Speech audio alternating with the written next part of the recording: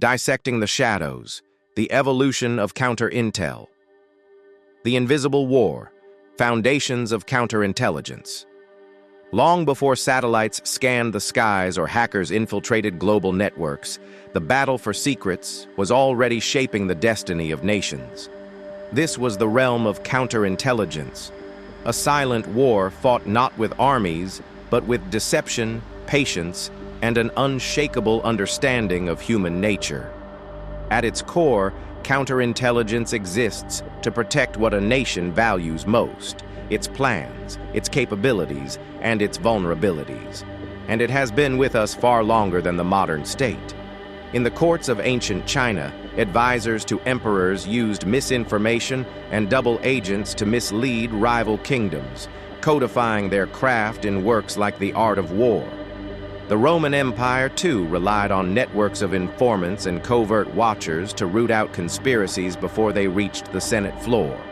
In the Ottoman Empire, sultans employed palace spies to monitor both foreign envoys and their own courtiers, a reminder that counterintelligence is as much about guarding against internal threats as external ones. These early efforts laid the foundation for a set of core principles that remain relevant today: detection and neutralization, identifying and dismantling espionage threats before they cause harm; deception as defense, feeding false information to adversaries to mislead their decision-making; control of secrets, limiting access to sensitive data to reduce the risk of betrayal. The Renaissance and Enlightenment brought new sophistication to the trade.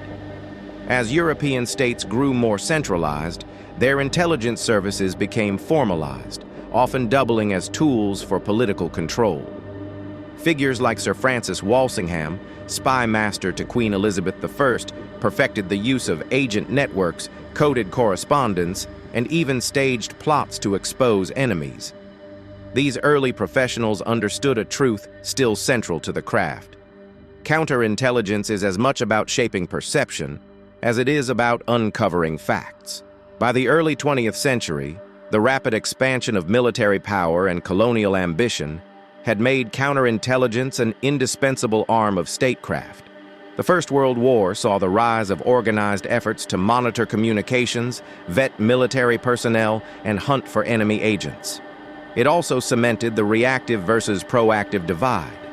Reactive measures sought to detect and neutralize threats already in motion, while proactive measures aimed to deceive, mislead, and disrupt enemy intelligence before it struck. This inherent tension between secrecy and exposure runs like a thread through the entire history of counterintelligence. Reveal too much, and you tip off your adversary. Conceal too well, and you risk missing the opportunity to turn a threat into an advantage. The game is constant, the stakes unrelenting, and the margin for error razor thin. The invisible war of counterintelligence is, at its heart, a duel between minds. Technology changes, but the essence remains the same: to know the enemy better than they know you, and to guard your secrets so fiercely that your opponent can never be sure what is real, what is false, and what lies hidden in the shadows.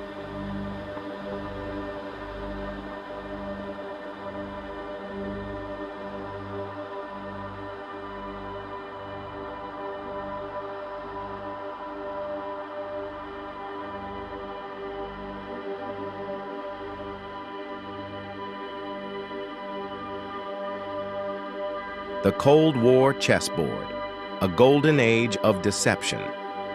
If the early centuries of counterintelligence were a game of careful moves and whispers, the Cold War turned it into a global chess match, one played with the entire world as the board. From the late 1940s to the early 1990s, East and West locked themselves into an ideological, political, and technological struggle where every move was shadowed by spies, double agents, and the constant fear of nuclear annihilation. It was in this crucible that counterintelligence reached both its most dangerous and its most creative heights. For the United States, the FBI took on the primary domestic counterintelligence role, rooting out Soviet espionage networks operating on American soil. The CIA, while focused on foreign operations, played a critical part in identifying and disrupting enemy penetration abroad.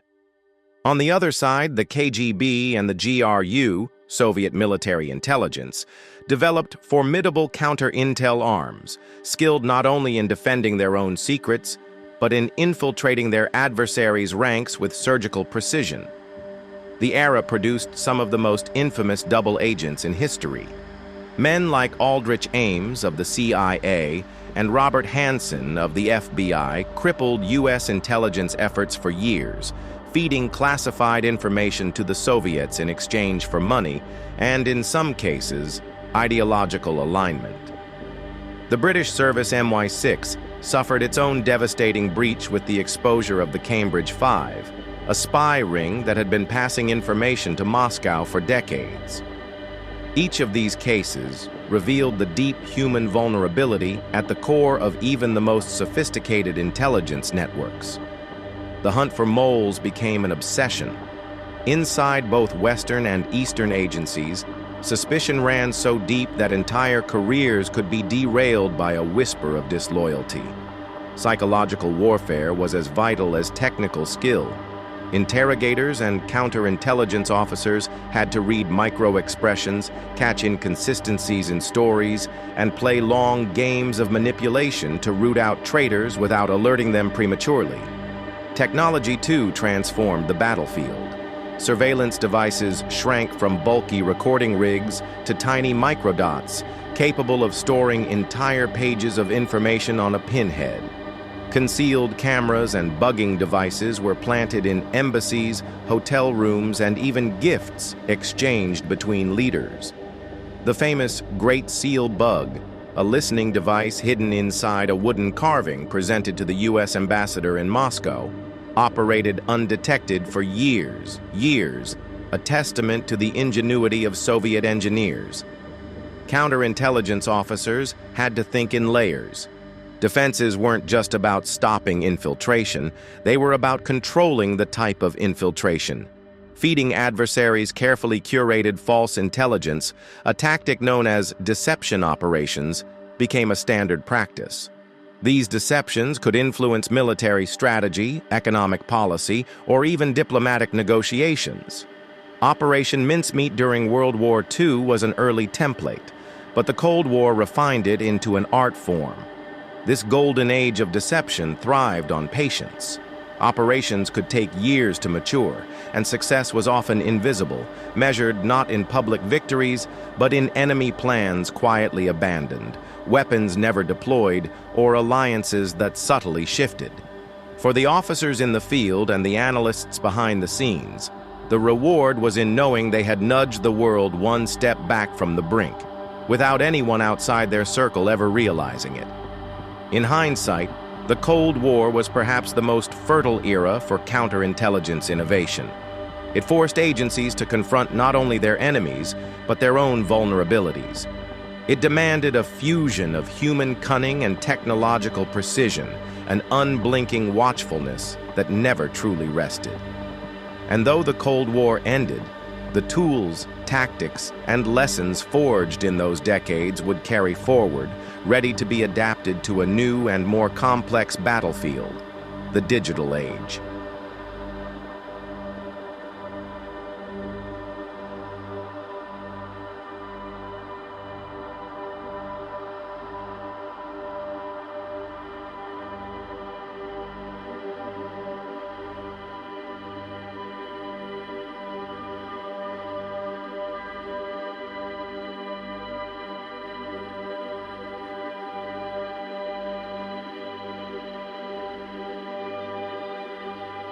Digital shadows, the cyber battlefield and information warfare.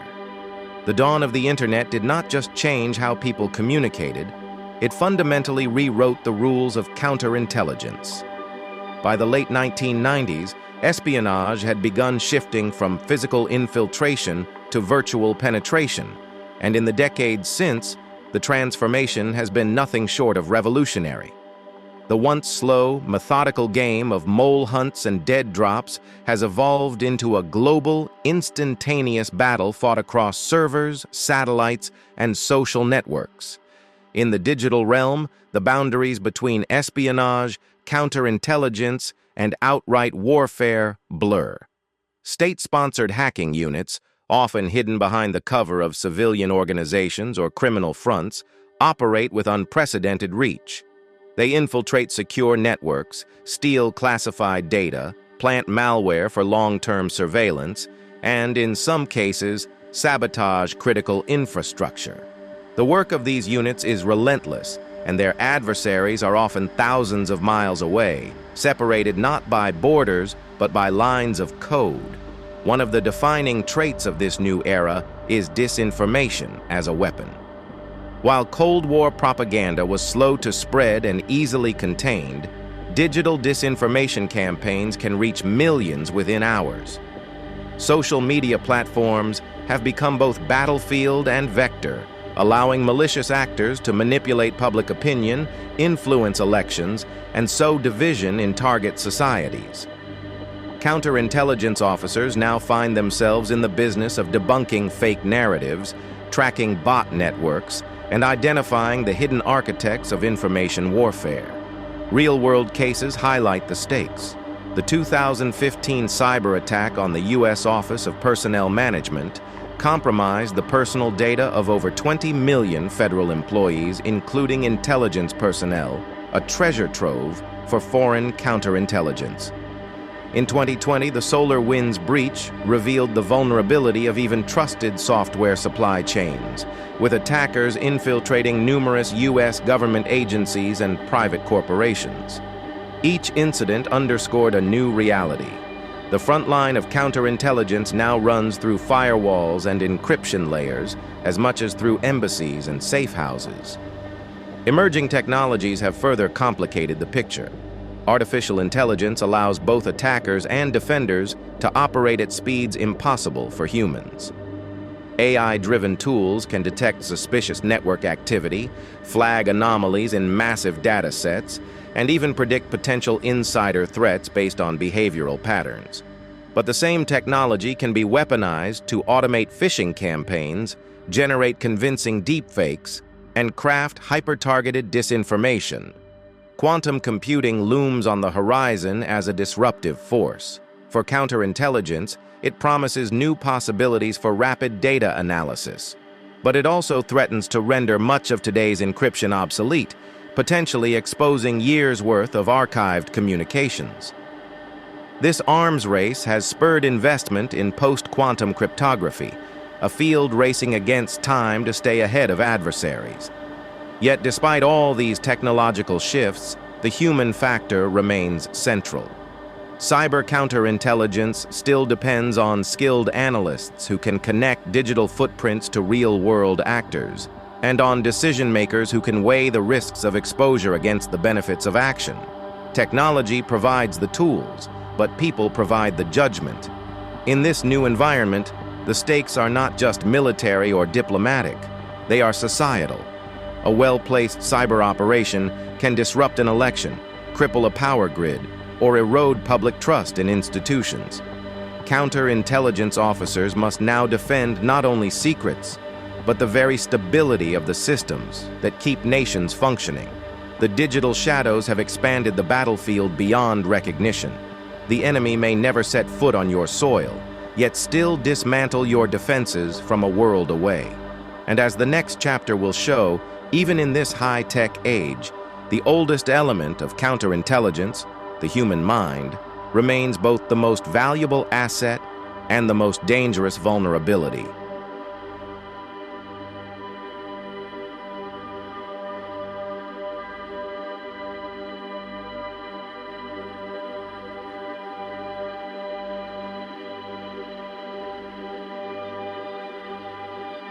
The human element. Tradecraft in a tech-driven world.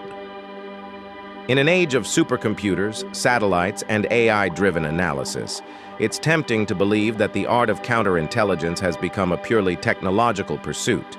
But speak to any seasoned operative, and they will tell you the same truth. Machines can collect data, but only humans can truly understand it.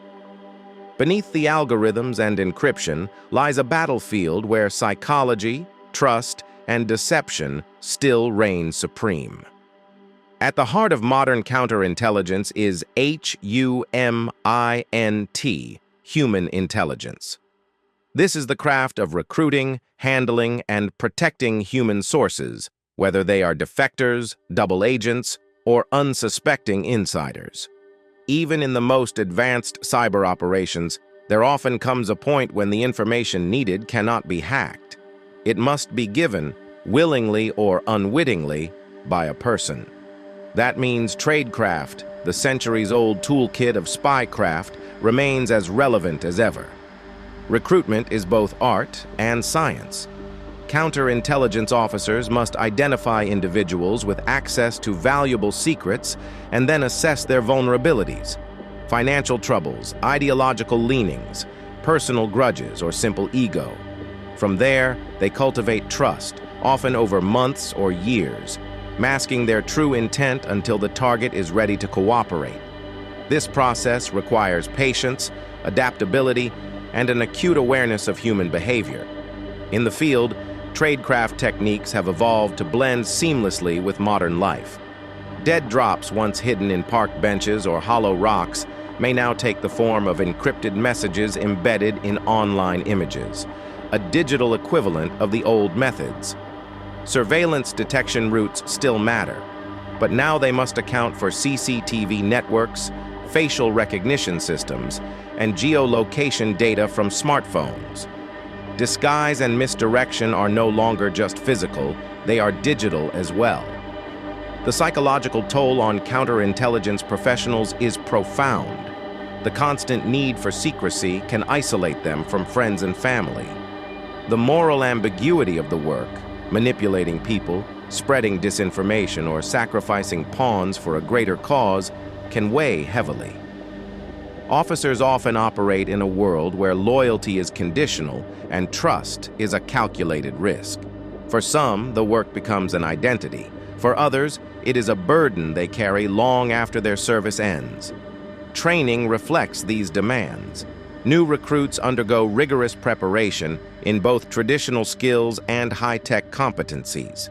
They must be as comfortable decoding metadata as they are reading micro-expressions in an interrogation room. Language proficiency, cultural immersion, and adaptability are prized traits, but so too are resilience and mental stamina. The best counterintelligence officers are those who can bridge the gap between the digital and the human, turning raw data into actionable insight. Crucially, even the most sophisticated surveillance systems cannot replace the intuition of a skilled operative. A subtle change in tone during a conversation, a shift in body language during a meeting, or an inconsistency in a backstory. These human cues can signal deception in ways no algorithm can fully replicate.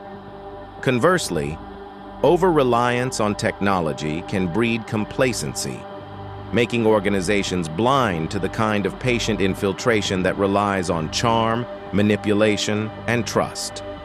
In the end, counterintelligence remains a human game.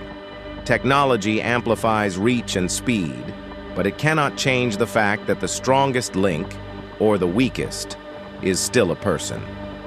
Whether behind a screen or across a cafe table in a foreign city, it is the human element that decides victories and defeats in the silent war of secrets.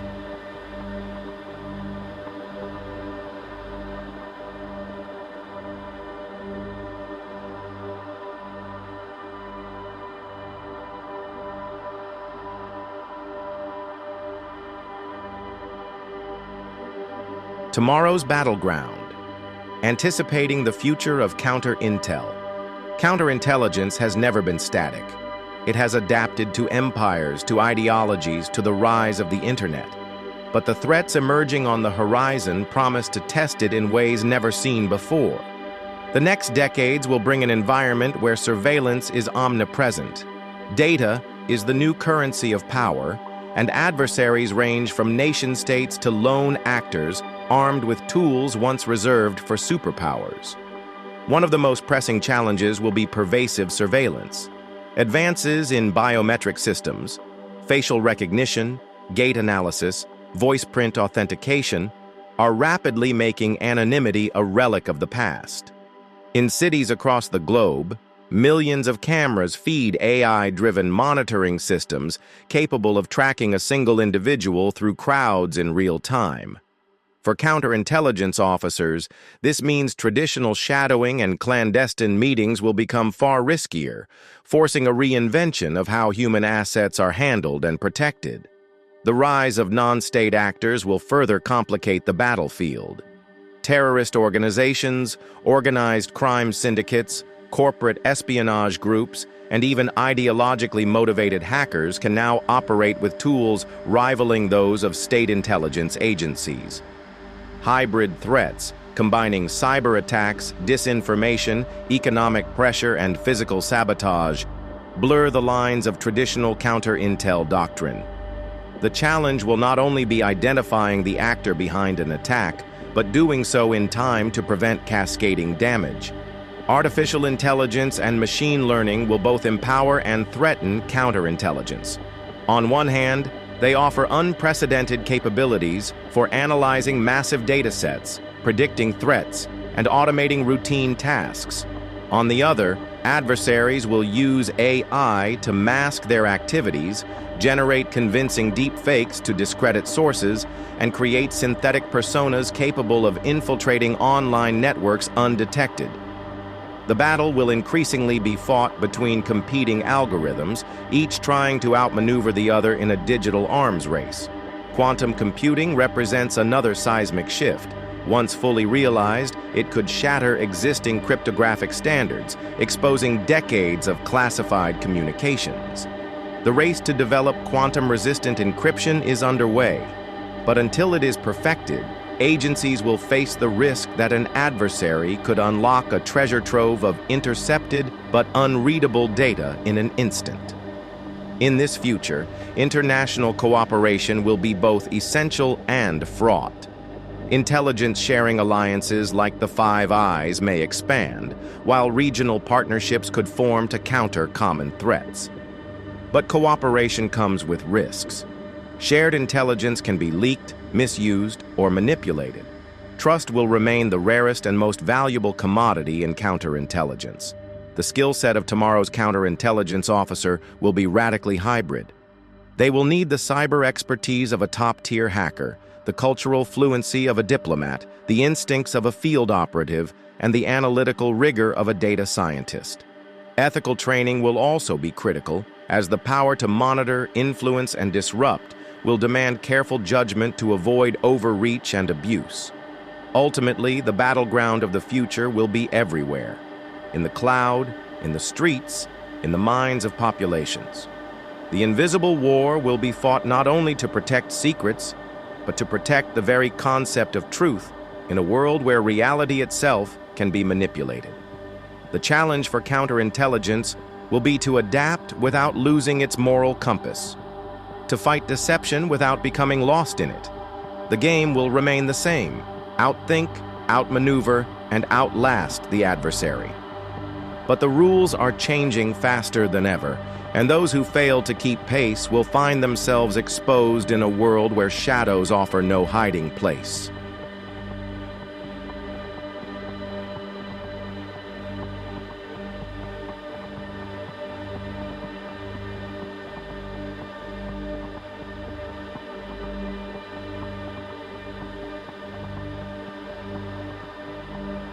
From ancient palaces to quantum computers, the battle for secrets has never stopped.